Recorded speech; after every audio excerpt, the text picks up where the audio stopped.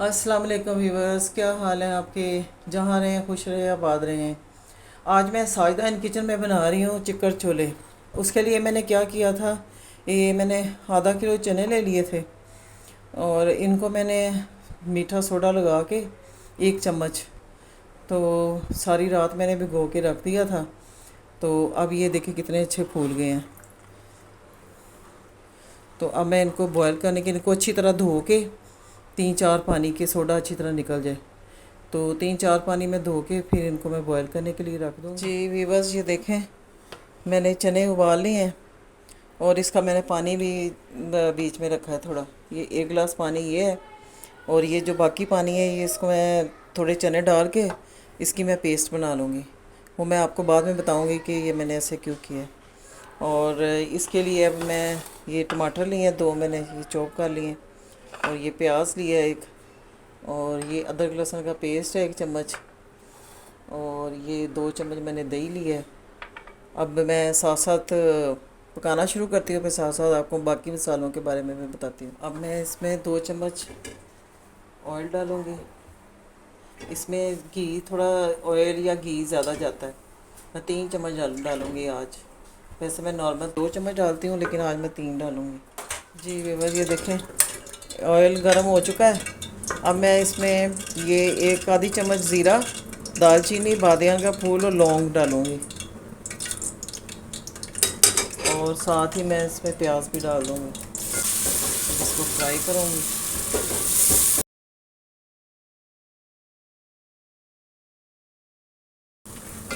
अब मैं इसमें ये मसाले डालूँगी।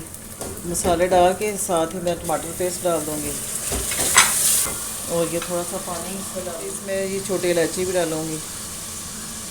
छोटी इलायची 2 डाली है मैंने। अब मसाले को अच्छी तरह भून लूँगी। मसाले की अच्छी तरह भुनाई होगी इतने अच्छे चने बनेंगे। अब मैं थोड़ा ये चनों का पानी है इसकी के छींटे दे के थोड़ी भुनाई करूँगी मसाले की। अब मसाला अच्छी तरह भून चुका है, खुशबू आ रही है। अब मैं इसमें चने डालूँगी। अभी भी इसमें पानी है थोड़ा, बाद में डालूँगी इसका पानी। चनों की थोड़ी भुनाई करके, ये पानी इसका चनों का ज़ाया नहीं करना, ये इसके ग्रेवी में जाएगा। ज़्यादातर लोग वाइट चनों में नहीं डालते अदरक लहसुन, लेकिन डालना चाहिए क्योंकि ये बादी होते हैं, इनमें अदरक लहसुन जाएगा तो फिर इसका टेस्ट बनेगा, फ्लेवर आएगा।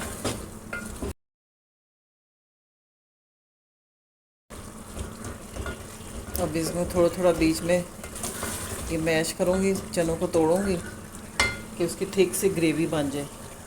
अब मैंने ये चने और इसका जो पानी था चनों का, इनको दोनों को मिला के मैंने इसकी एक पेस्ट बना ली है। ये पेस्ट बनाने से चने बहुत थिक बनेंगे।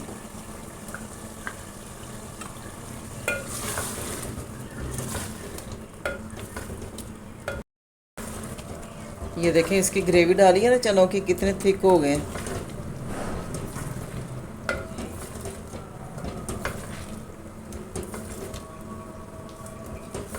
अब इसको 5-10 मिनट इसी तरह मैं पकाऊंगी, इसकी बुनाई करूंगी, तो फिर उसके बाद जो है इसमें पानी डाल दूंगी।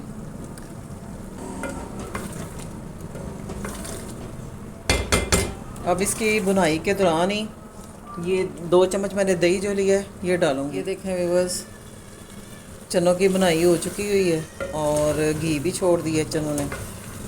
तो अब मैं इसमें ये जो चनों का पानी पड़ा था ना, ये वाला, ये चनों का पानी इसमें डाल दूँगी, और 1 गिलास ये भी था। अब ये जो इसमें दालचीनी और बादियान का फूल डाला था इसको मैं निकाल दूँगी क्योंकि अब इसकी ज़रूरत नहीं है। ये मैंने फ्लेवर के लिए डाला था। बहुत ही अच्छा टेस्ट आया इसका। आप भी इसी तरह बनाना, बहुत ही मज़े के बनेंगे। अब मैं इनको दम पे रखूँगी 15 मिनट के लिए, फिर उसके बाद मैं आपको बताती हूँ आगे क्या करना। जी व्यूअर्स, ये देखें चनों के ऊपर कैसे तरी आ गई है और चने रेडी हो गए हैं। ठीक है, अब इसमें मैं 1 चम्मच देसी घी डालूँगी। इससे फ्लेवर बहुत अच्छा हो जाएगा, जैसे लगेगा जैसे देसी घी में बनाए हैं। اور یہ چھوٹا چمچ میں نے لیا کالی مرچ کا، اور 1 چمچ میں نے لیا چکن پاؤڈر کا. اب یہ اس میں چلا جائے گا. چلیں جی.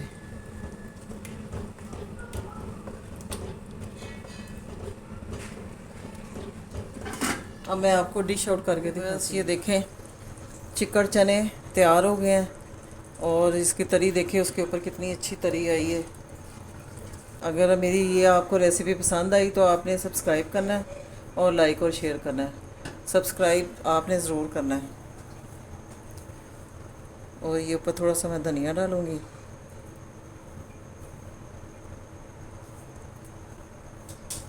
اور یہ میں نے لمبی لمبی کاٹی ہے ہری مرچ، یہ ڈالوں گی. یہ دیکھیں کتنے خوبصورت بنے ہیں چنے، کتنے خوبصورت لگ رہے ہیں. آپ نے ساجدہ ان کچن کو سبسکرائب ضرور کرنا ہے اور لائک اور شیئر کرنا ہے. اس کے ساتھ ہی میں آپ سے اجازت چاہتی ہوں. اللہ حافظ.